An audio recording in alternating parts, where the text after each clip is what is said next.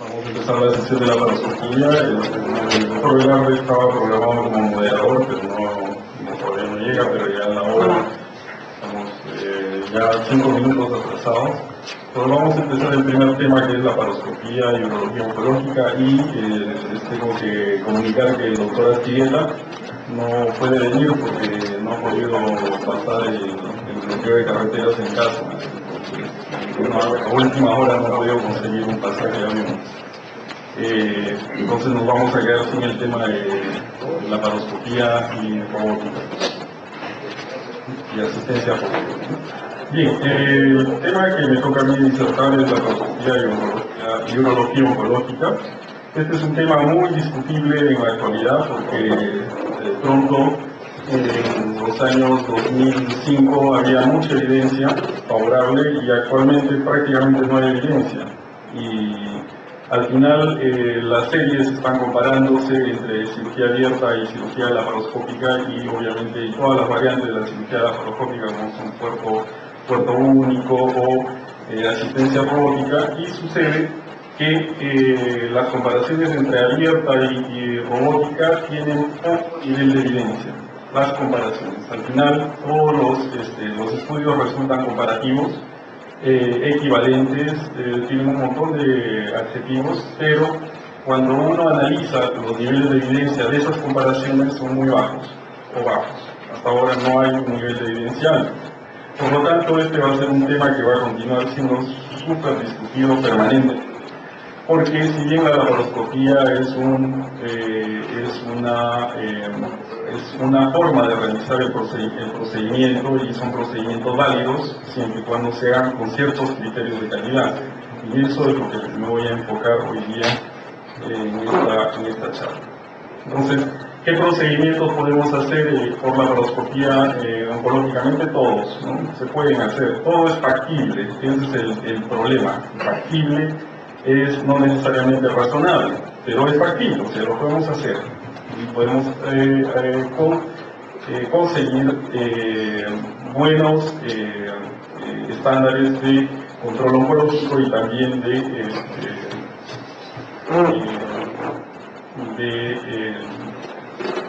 resultados a nivel funcional, ¿no? Entonces siempre se pueden conseguir esos resultados. Lamentablemente, estadísticamente no se puede conseguir lo mismo. Entonces tenemos prostatectomía radical, nefrectomía radical parcial, nefroureterectomía radical, cistectomía radical y linfanectomía lumboaórtica por cáncer testicular. Entonces todos los procedimientos pueden ser desarrollados por laparoscopía. Pero básicamente el tema se centra en que tenemos demasiados conflictos éticos, o sea, no es un tema tanto científico, sino de conflictos, y sobre todo a nivel de ética. Uno, el primero es la curva de aprendizaje, ¿no? Y lo voy a ir desarrollando todos estos temas. Después tenemos la sobreindicación de procedimientos, también, y básicamente lo que a casi todos nos interesa es la seguridad oncológica. Pero tenemos que empezar por la primera parte, porque aquel que quiere hacer cirugía laparoscópica en oncología tiene que aprender a hacerlo. Entonces, esta curva de aprendizaje, lamentablemente es lenta y larga. Pero, según las estadísticas, y a eso vamos, en la serie se está viendo que es muy similar a la cirugía abierta. Y por ejemplo se dice que en una prostatectomía radical, para conseguir una meseta que disminuya los márgenes quirúrgicos hacia las series clásicas, por ejemplo de Walsh o de Catalona, tenemos que aprender más o menos 200 a 250 procedimientos. Entonces eso es lo que estadísticamente tenemos que ver. Entonces tenemos una curva de aprendizaje lenta que necesita demasiado interés por parte de aquel que quiere aprender el procedimiento. Pero básicamente esto es lo que sintetiza. Este ha sido un estudio, han puesto abajo este es un estudio que se ha hecho en varios centros, en los cuales se observa que la curva de aprendizaje se consigue ahí, lo pueden ver, 250 casos, y es más o menos similar en cuestión de márgenes quirúrgicos a lo que se puede conseguir por cirugía abierta. Entonces, si la recomendación es aquella persona que quiere iniciar su aprendizaje en laparoscopía, más o menos ya sabe cuál es el camino que tiene que correr para conseguir estándares de calidad. Y aquella persona que no esté entrenada ni en cirugía abierta ni en cirugía laparoscópica, tal vez sea para él conveniente iniciar su entrenamiento de frente en cirugía mínimamente invasiva y no necesariamente pasar primero por las etapas que la mayoría de nosotros hemos pasado, ¿no? Que es la cirugía abierta primero y luego las técnicas mínimamente invasivas. Luego tenemos la sobreindicación de procedimientos, y aquí hay varias cuestiones éticas. Primero, la necesidad de números y de hacer estadística, ¿no? Eso lo vamos a desarrollar. Luego existe la necesidad de reconocimiento personal, ¿no? O sea, yo necesito que alguien sepa que yo hago tal procedimiento con cierto grado de dificultad, porque de esa manera mi ego va a ser reconocido ante la opinión pública. Y finalmente existe un conflicto entre tecnología y oncología. Entonces vamos a la primera, la necesidad de hacer números de estadísticas. Uno, la presión de la institución donde trabajamos, porque obviamente la medicina es un negocio y nosotros estamos dentro de una institución, sobre todo privada. Nos van a decir hagan lo más que puedan, porque definitivamente eso es importante para que la institución se mantenga. Entonces tenemos que hacer números por presión de la institución, por presión de la industria también, porque es obvio que aquel que se compra un robot necesita 500 casos mínimos al año para poder justificarlo económicamente. Entonces también hay una presión de la industria. Luego hay un feedback positivo con el ego personal, ¿no? A más casos hacemos, mejor nos sentimos desde el punto de vista de egocentrismo, y por lo tanto podemos decir que tenemos cada vez más y más casos desarrollados. Después también, ¿qué hacemos? Intentamos hacer más números, pero ya la cosa se va poniendo un poco más seria, porque necesitamos en nuestro currículum decir que tenemos más casos, porque eso es parte de nuestro marketing personal, o tal vez porque de esa manera voy a tener más pacientes, ¿no? A más casos haya yo hecho, el paciente se va a sentir más confortable, lo cual tampoco, en ese aspecto, no es malo. ¿Y por qué? Y la última parte es que necesito números para hacer una buena curva de aprendizaje. Pero claro, hay que hacer los números bajo un sistema tutorizado. No vamos a sacrificar al paciente por salir de nuestra curva de aprendizaje sin tutoría. Luego viene la necesidad de reconocimiento. Esto, yo no soy psiquiatra, y esto es básicamente por un problema esto es básicamente un problema personal, ¿no? Y acá, por ejemplo, tenemos algunos ejemplos. Yo he visto pacientes que son operados que tienen una expectativa de vida menor de 5 años y se les hace una prostatectomía radical teniendo un cáncer de próstata de bajo riesgo, y después para cirugía abierta o laparoscópica. Después mastectomía parcial sin ultrasonido intraoperatorio, usando tecnologías que no permiten control de parénquima, ¿no? Entonces acá en una nefrectomía parcial tenemos que ver exactamente por dónde estamos yendo para evitar el margen positivo, para no hacer, uno, y dos, para no hacer extracción capsular que puede hacer una diseminación del tumor intraperitoneal, ¿no? Las tecnologías son láser, armónico o radiofrecuencia, y esto se ve más en single port, ¿no? El single port no hay manera de colocar un ultrasonido intraoperatorio porque tiene 10 centímetros, o sea 10 milímetros de grosor, y colocarlo al costado del riñón es muy difícil por single port. Entonces se indica en pacientes extremadamente exofíticos, con tumores extremadamente exofíticos, y aplican cualquiera de esas tecnologías a ciegas, ¿no? Entonces ahí hay un riesgo. O por ejemplo, también he visto como algunos se lanzan a hacer carcinomas adrenales mayores de 8 centímetros cuando saben que el riesgo de fracción capsular de estos tumores puede originar una catástrofe a largo plazo, ¿no?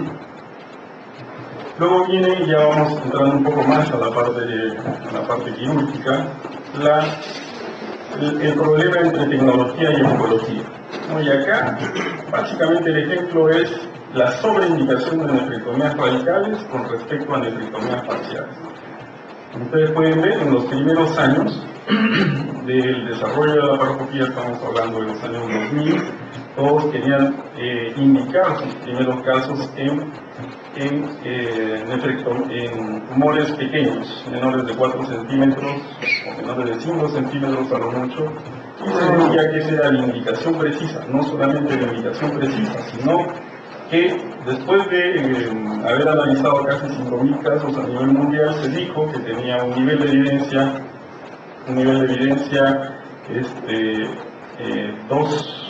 2A y un grado de recomendación alto. Entonces, está bien, o sea, podemos hacer el procedimiento sin ningún problema, pero ¿qué es lo que estaba pasando? Que por migrar hacia la laparoscopía se estaba descuidando la nefrectomía parcial. ¿Y qué es lo que estamos viendo?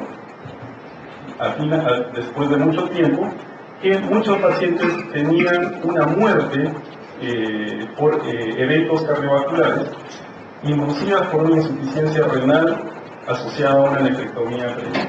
Entonces, es obvio que si la nefrectomía parcial, ahora ya se sabe, desde el punto de vista oncológico, la nefrectomía parcial y la nefrectomía radical tienen los mismos resultados oncológicos para tumores menores de 4 centímetros, entonces en pacientes con tumores exofíticos debemos ir a nefrectomía parcial y no a nefrectomía radical. Sin embargo, nefrectomía parcial laparoscópica es un procedimiento extremadamente difícil, por lo tanto la mayoría de cirujanos optaban por hacer nefrectomías radicales. Entonces esto también se ha visto porque como un conflicto entre tecnología versus indicación oncológica. Luego vamos a ir al tema que tal vez nos interesa más, pero yo creo que lo primero, que es un poco de los conflictos éticos, no se debe descuidar nunca, porque es parte de nuestro quehacer diario. Entonces, en seguridad oncológica tenemos varios problemas, ¿no? Primero, lo que se ha descrito, que es raro, felizmente, la metástasis en la zona de los puertos, en la incisión de extracción o la siembra peritoneal. Este es un evento biológico que se puede evitar. Después tenemos las recurrencias locales, ¿no? Tumores que aparecen en la zona donde se hizo la ablación del tumor, o en algunos casos precozmente recurrencia bioquímica, como en el caso de elevación del PSA en cáncer de próstata o elevación de marcadores en el caso del tumor testicular no seminomatoso, ¿no? Y luego tenemos también los problemas de metástasis a largo plazo. Entonces estas son las variables que se tienen que evaluar para evaluar cuando uno quiere decir que ha hecho un procedimiento oncológicamente seguro. Entonces, ¿cuáles son los factores? Y aquí, lamentablemente, la culpa la tenemos los cirujanos, no es el paciente. O sea, el paciente tiene sus factores inmunológicos, son pacientes, por ejemplo, que vienen venidos a menos con alguna alteración inmune, por ejemplo, diabetes es frecuente, insuficiencia renal, desnutrición por el tumor. Entonces, todo eso es un factor inmunológico que el paciente trae. En algunos casos puede ocasionar que una de estas condiciones aparezca, pero no es lo más frecuente. El paciente al que generalmente le ofrecemos una cirugía ablativa está en buenas condiciones, o sea, en un estatus eco U0-1 y un Karnowski por encima de 80%. Entonces, ese es el paciente que estamos tratando, y eso, en un paciente de ese tipo, es grave que nos pase una de estas cosas, ¿no es así? Entonces, obvio que hay los factores inmunológicos, los factores tumorales, pero los más frecuentes son los errores técnicos. Es por eso que para mí la capacitación es lo primordial en este caso de cirugía oncológica, y luego lo que en segundo lugar la cirugía sin un verdadero intento terapéutico, ¿no? Que para mí igual pereza, ¿no? Es igual a pereza. Entonces vamos a desarrollar el error técnico. Acá tenemos la aerolización, está descrita, el efecto chimenea. Uno pone un trocar y el trocar queda bailando y el neumoperitoneo sale al costado del trocar. Luego la manipulación de tejidos. Colocamos nuestra mano para hacer una cirugía mano asistida y sucede que durante el procedimiento las células por deslizamiento pueden implantarse en la incisión. Luego, y otra cosa, que esa incisión además es utilizada para extraer la pieza operatoria, y durante la extracción de la pieza operatoria podemos tener un error de implantación de células tumorales. Luego, las bolsas de extracción tienen que tener cierto grado de calidad, las bolsas de extracción, ¿no? En los hospitales estamos acostumbrados a usar guantes, a hacer bolsas,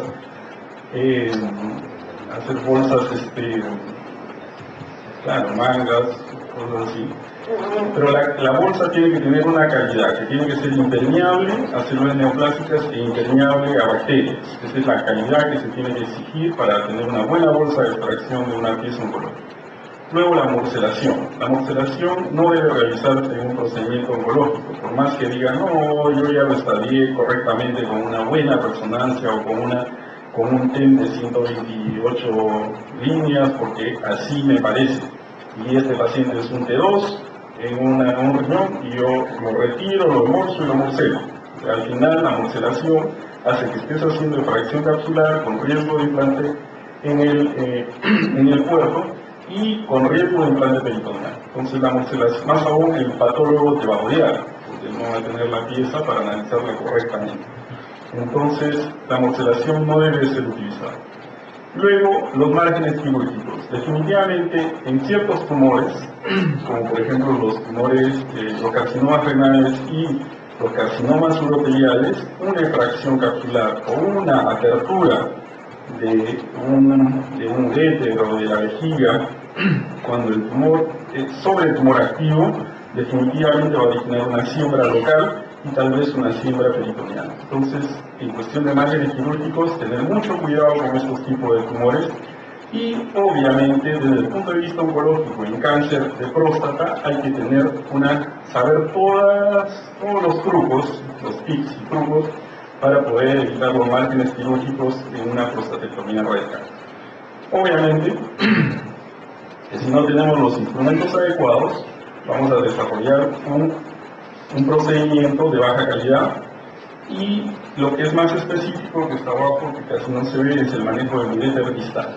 Entonces, acá en el manejo del uréter distal, para hacer una apertura de la vejiga, tenemos que tener cuidado, uno, de que no haya tumor dentro de la vejiga. Obviamente, durante el estallaje tiene que haber una cistoscopía, y durante la manipulación de la nefroureterectomía hacemos clipaje precoz del uréter. Acá no es como en una nefrectomía simple o una nefrectomía radical por cáncer parenquimal, sino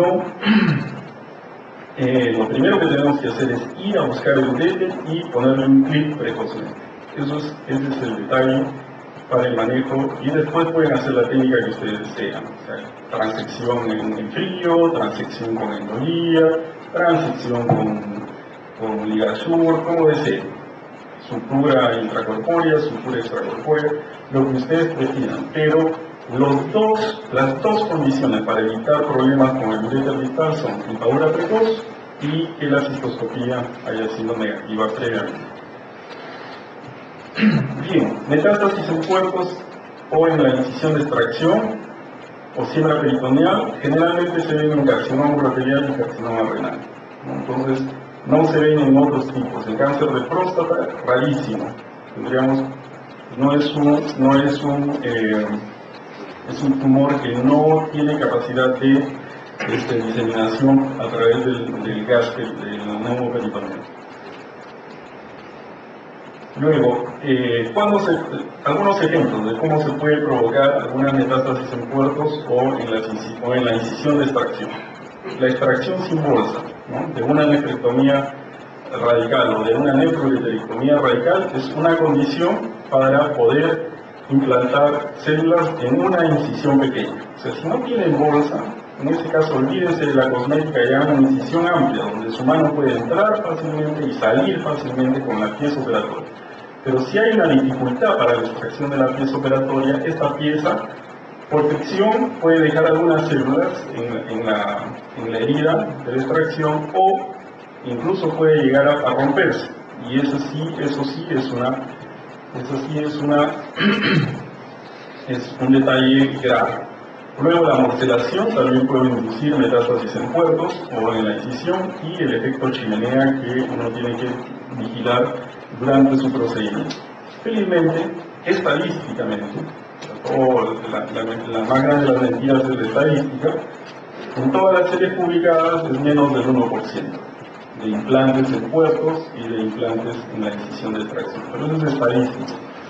Cuando tengan un caso y les suceda eso, van a ver lo delicado que es la situación. El paciente muere con un dolor espantoso, con metástasis múltiple, pero sobre todo con dolor en la pared. Y es un dolor terrible, ¿no? Y la calidad de vida, lamentablemente, son pacientes que no fallecen rápido, más o menos duran 6-7 meses, y es trágico ver un caso de estos.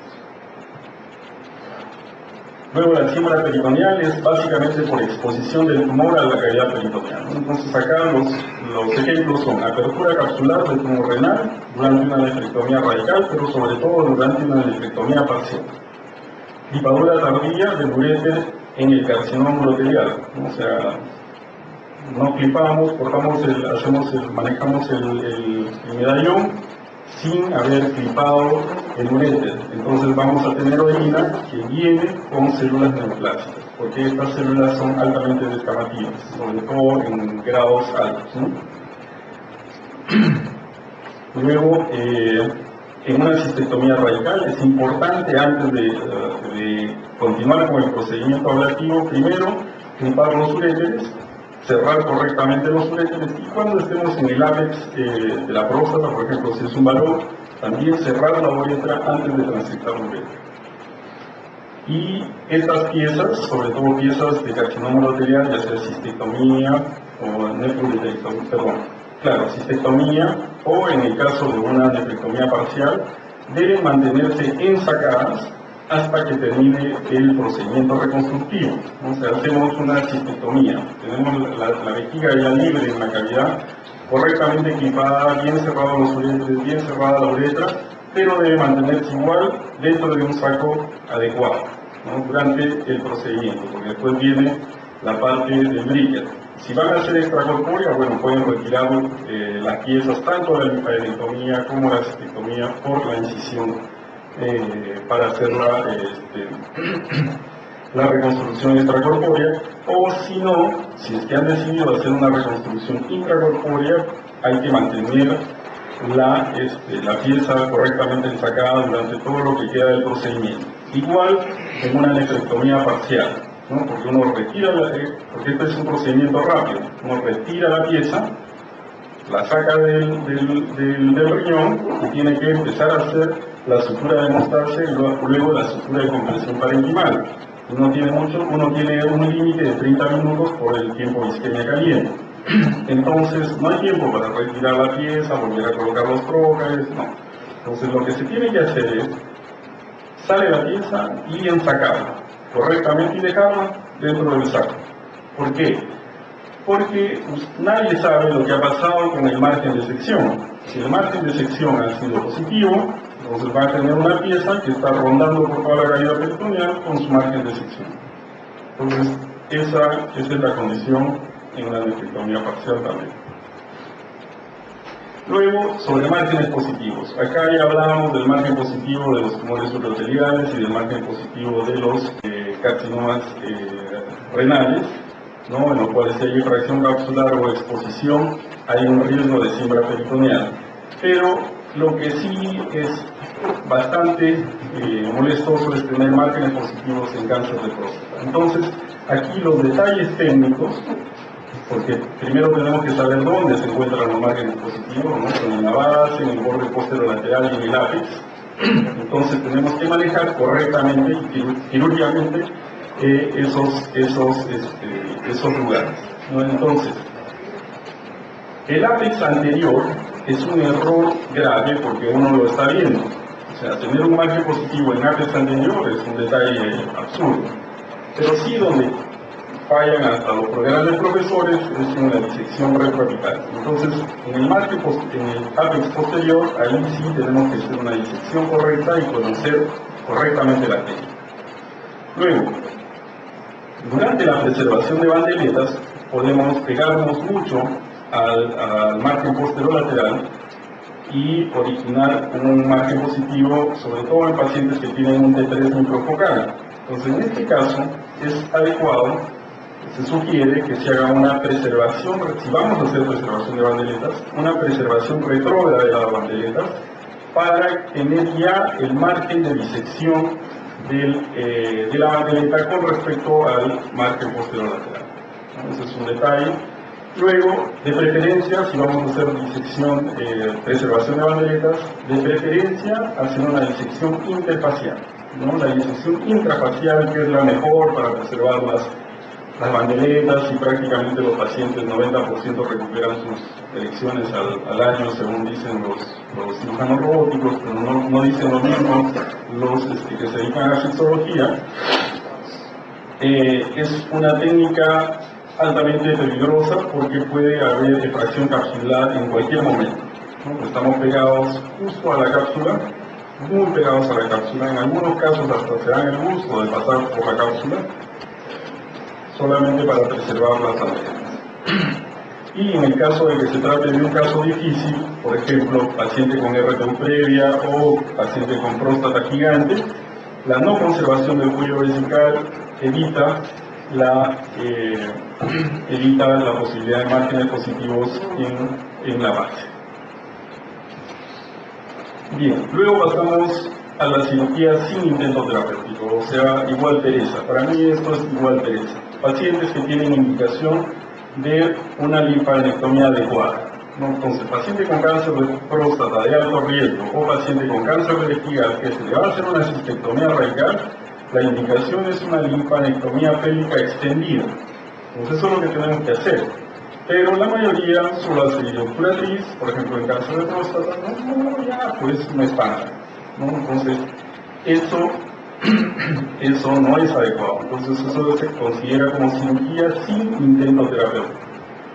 Y en el caso de las disecciones lumboaórticas por cáncer testicular, hablar de templates, o sea, de márgenes muy limitados, de áreas de disección limitadas. Bien, linfadenectomía extendida en cáncer de próstata de alto riesgo. Aquí el detalle de seguridad oncológica más importante es la densidad ganglionar. Si la densidad ganglionar en pacientes que tienen ganglios positivos está por encima del 20%, entonces, si ustedes pueden ver en la tabla de que este es un trabajo del doctor Skinner en California, ustedes pueden ver en el gráfico la curva inferior que cae rápidamente. Son pacientes que tienen ganglios positivos, pero con una densidad ganglionar mayor a 20%.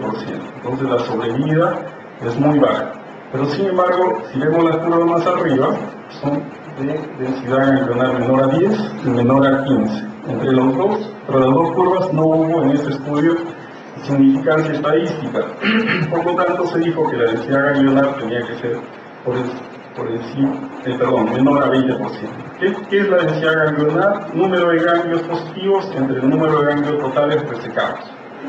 Entonces, en cáncer de próstata no vale el número de ganglios, pero sin embargo, a más ganglios uno retire, ¿no? Siempre existe la posibilidad de que haya menos densidad ganglionar. ¿Y cuál es la ventaja? De que probablemente en esos ganglios negativos extras que estamos retirando, probablemente estamos retirando micrometástasis que no se está encontrando en el examen patológico.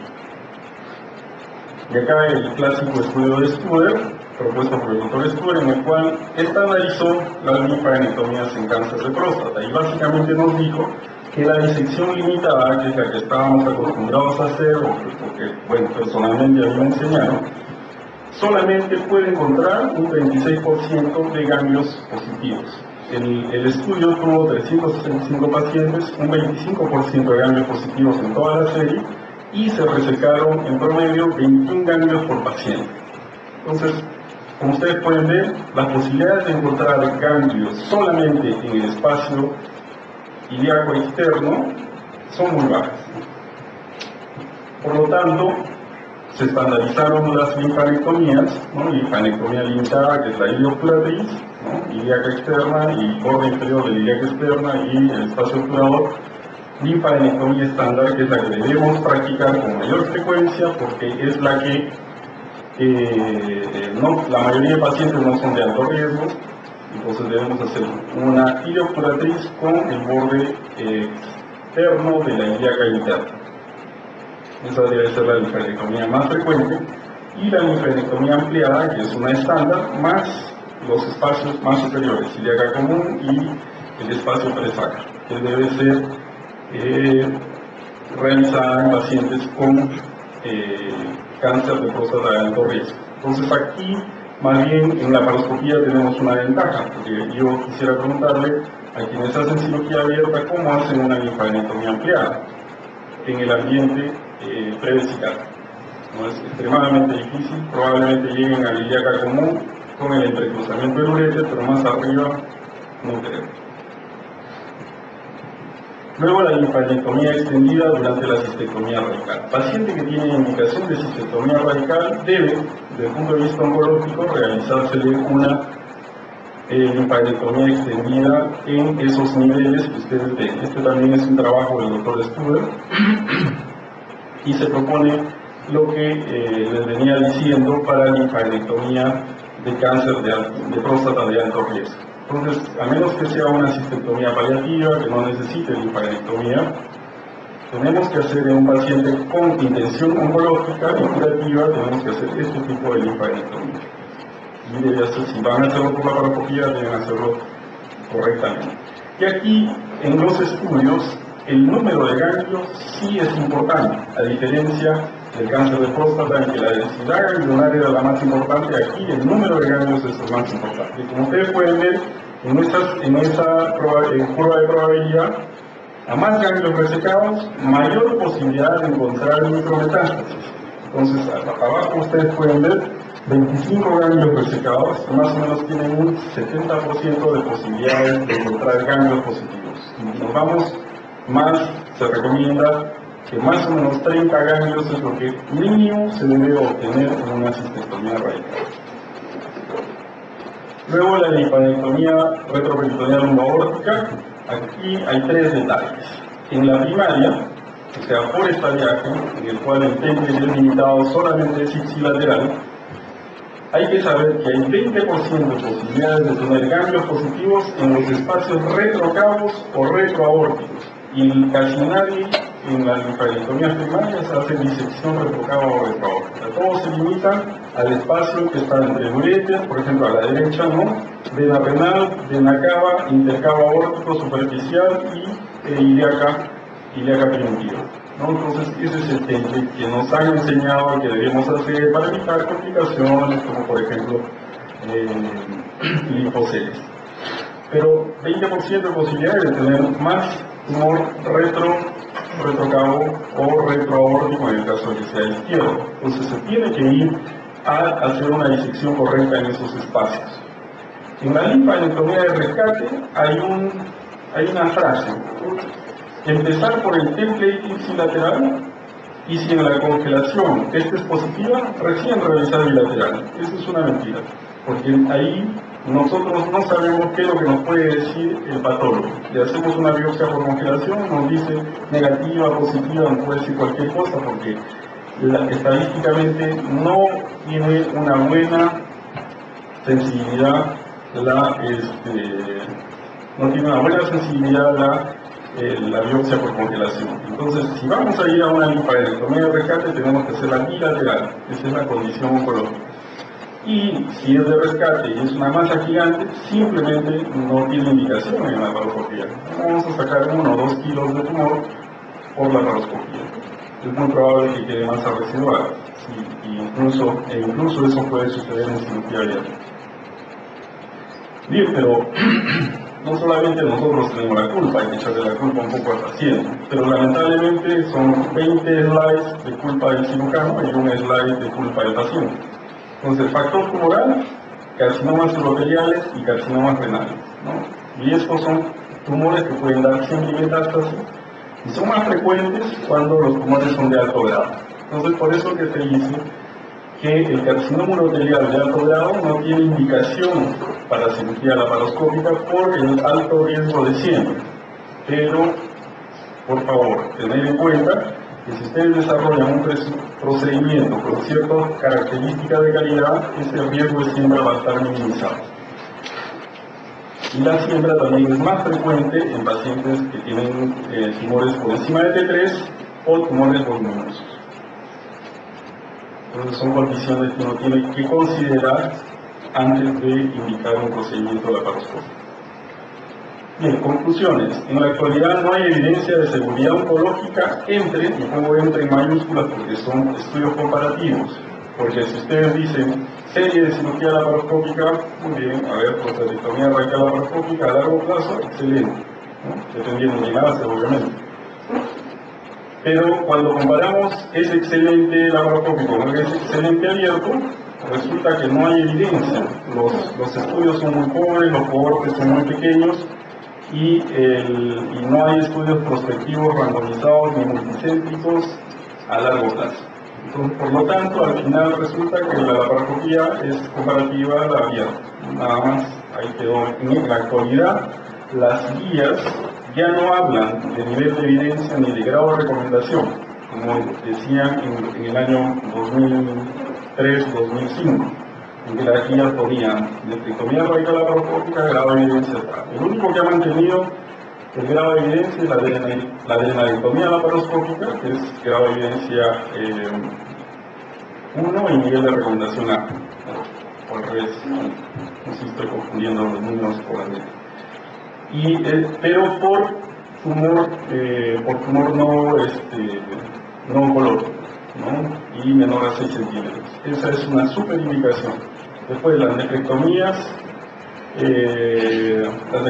radicales en carcinoma localizado, esto vamos a ver en la siguiente diapositiva.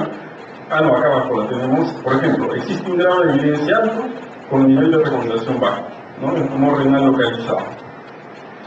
Tumor renal localizado, tumores de 4 a 5 centímetros exofíticos que podrían ir a nefrectomía parcial, pero sin embargo, si nos vemos las estadísticas, el control oncológico es excelente si le hacemos una nefrectomía radical, pero también es excelente si le hacemos una parcial. Es por eso que, por ejemplo, la nefrectomía radical laparoscópica tiene un grado de evidencia alto, pero con un nivel de recomendación bajo.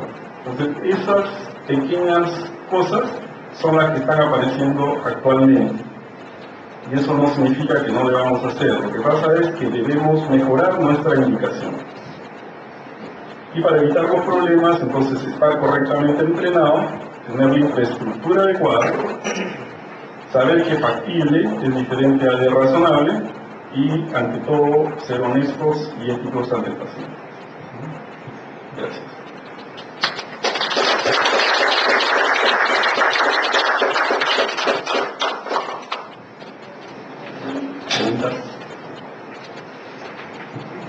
Gracias, doctor Alexis Alba. Yo creo que para que puedan exponer todos y no tengamos diferencias en el tiempo utilizado, me parece que podrían ir haciendo sus preguntas y dejarlas para el final, miembros de expositores aquí. ¿Me parece? Para que puedan todos exponer. Una de las indicaciones más precisas era la nefrectomía radical en estadio 1. Como tú dices, en el 2005, 2006. Claro. En la actualidad quiere decir de que no hay una diferencia en hacerla por vía abierta, por vía laparoscópica, en cuanto a control oncológico estamos hablando. No de efectos cosméticos o efectos de dolor, etc. Por lo tanto, si es así, ¿cuál sería la indicación del robot? Que es más caro y no va a dar ninguna ventaja en la parte oncológica. Y me gustaría, porque me ha gustado sobre todo, bueno, hay partes que ya, pero la primera parte me pareció muy interesante la filosofía. Y se lo escuché a un amigo que ahora trabaja en Estados Unidos y me decía, Pepe, somos esclavos de la tecnología que el paciente pide para operar. Y realmente no estoy seguro que sea la mejor. Claro, o sea, obvio, bueno, hablar del robot yo tampoco quiero decir que no sea bueno, ¿no? Definitivamente si tú tienes la capacidad de operar tranquilo, no cansarte después de 3 a 4 casos. Definitivamente cada caso vas a estar lúcido, tranquilo, sin estrés. Yo creo que desde ese punto de vista es obvio que el paciente tiene una ventaja. Ahora, de que esa ventaja de que el cirujano está más confortable se traduzca estadísticamente al paciente, sinceramente en ninguna serie en la actualidad se ha podido demostrar, ¿no? Sin embargo, obvio que el paciente pide. Lamentablemente esto es una cuestión de marketing, como decía en las primeras diapositivas. O sea, la sobreindicación de los procedimientos va por ese tema, porque la institución te obliga y porque el paciente pide. Entonces, el paciente, si aparece un robot, va a querer operarse con un robot. Y eso es lo que le pasa, por ejemplo, ahora a todos los que viven alrededor de Celebration, en Florida. Prácticamente nadie hace prostatectomías radicales excepto Nikhil Patel, porque él jala con sus 5.000 prostatectomías radicales realizadas en aproximadamente 6 años, jala toda la casuística de la zona alrededor. Ya son varios estados, Florida, Missouri, Mississippi, Georgia, que prácticamente no tienen prostatectomías radicales. Es un problema para sus hospitales, no saben cómo resolver el problema, porque todo se va para Celebration. Más aún que les ofrecen paseo en Disney, paseo en Epcot Center, claro, pues mismo precio. Claro, esta es la única serie que ha llegado a 5.000 prostatectomías radicales robots. Y habría que ver qué es lo que va a pasar con esta serie a largo plazo, porque todavía tiene 5 o 6 años. Pero de que los procedimientos sean útiles, de hecho que son útiles. Ahora, es justificable gastar tanto para conseguir la misma calidad de procedimiento. Eso es una pregunta que siempre queda en el límite, porque algunos la justifican, sobre todo el paciente.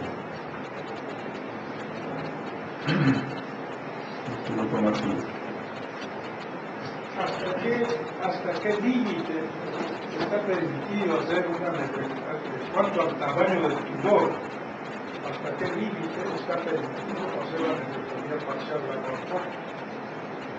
Bueno, yo creo que el límite lo pone el cirujano. Si el cirujano tiene la capacidad de desarrollar el procedimiento laparoscópicamente sin problemas de calidad ni sensibilidad oncológica, puede hacer cualquier límite. O sea, no existe un límite. Ahora, estadísticamente se dice que oncológicamente se dice que una nefrectomía parcial debe ser de 4 centímetros para abajo, pero hay pacientes que tienen tumores de 7 o 8 centímetros extremadamente exofíticos, eso lo he visto en mi práctica, y el tumor renal no tiene, desde el punto de vista biológico, el problema no es tanto el control local, sino la micrometástasis que pudo haber existido durante en el momento del diagnóstico. Entonces, entre hacer una parcial o una radical, definitivamente si se le puede ofrecer una parcial al paciente es una mejor opción. Ahora, laparoscópica o abierta, eso depende de quién va a operar.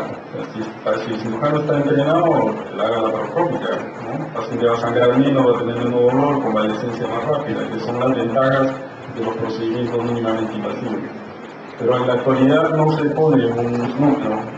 Supongo que si es un tumor de 15 centímetros, bueno, tendrá que considerarlo hasta el más ranqueado, ¿no? Pero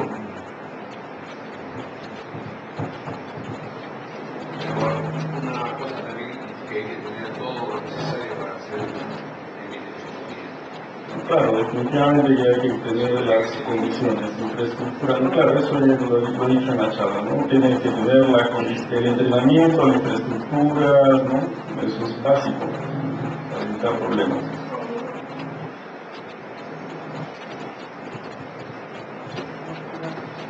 Cirugía laparoscópica, ¿qué otros síntomas de peligro siempre hay en la parte?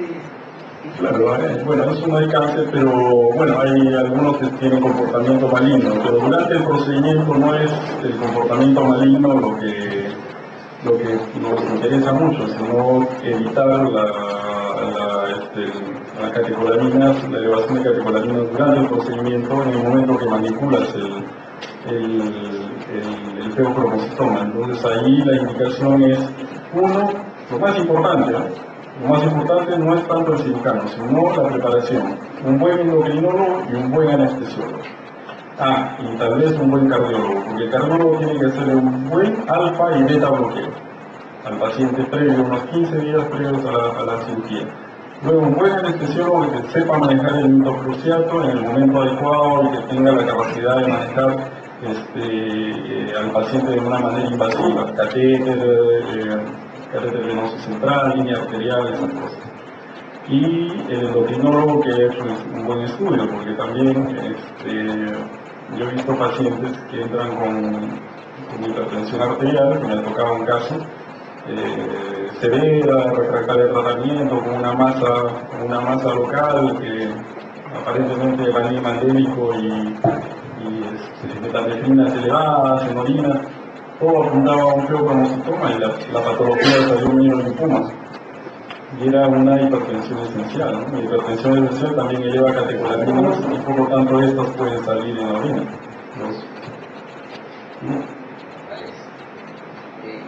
¿Qué opinión te merece todos los días en artículos de la anatomía parcial ya en el tiempo isquémico? Simplemente seca la arteria que va al tumor, la clampa y hace la anatomía parcial. Y hacen obviamente una reconstrucción con el proteína primero, hacen una valoración de imágenes, hacen la localización de la arteria que va al polo renal, hacen un clampaje de la arteria y luego hacen la reconstrucción. ¿Así con asistencia robótica o no? No. Ya. Bueno, esa es una excelente opción. Yo lo he visto en algunos casos cuando estás manejando un tumor renal y este tumor tiene una arteria polar que va directo al tumor. Clipar eso te garantiza casi todo, ¿no? Prácticamente definitivamente no necesitas hacer este control pericular. Claro, es como estrategia tal vez la mejor de las opciones, pero la idea es siempre y cuando el angioten te muestre una arteria que tiene una bifurcación precoz, porque si no, no la vas a ver dentro del parénquima. Si es exofílico, está en el borde medial, no llegarías a la arteria que irriga ese tumor. En ese caso sí tienes que ir a las formas clásicas de clampaje pericular, de preferencia exclusivamente arterial o tal vez total. Ahora, la otra opción es el control anestésico, de bajar la temperatura y disminuir la presión arterial a más o menos 7 de diastólica, 70 de diastólica, milímetros de mercurio, pero en mi experiencia personal he visto que es igual sangre. O sea, sangra menos, igual sangra, no des el margen de sección, tienes que estar aspirando continuamente, pierdes el neumo. Yo prefiero personalmente hacer un clampaje arterial. Y como si estás entrenado en hacer sutura, tienes 15 a 20 minutos para hacer una sutura medular central y con eso ya te desclampas y la sutura de compresión parenquimal la puedes hacer sin clampaje.